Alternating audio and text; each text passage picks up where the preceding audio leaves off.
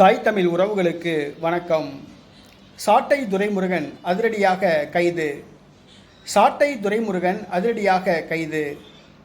நாம் தமிழர் கட்சியின் மாநில கொள்கை பரப்பு செயலாளர் சாட்டை துரைமுருகன் இன்று அதிரடியாக கைது செய்யப்பட்டுள்ளார்.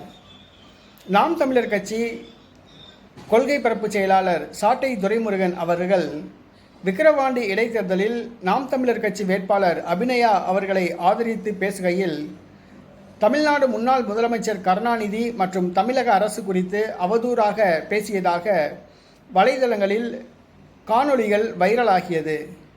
இதன் அடிப்படையில் காவல்துறையினர் வழக்கு பதிவு செய்து விசாரித்தனர். திருச்சியில் உள்ள அவருடைய இல்லத்துக்கு சென்றனர். அங்கு அவரது வீட்டில் சாட்டை துரைமுருகன் இல்லை.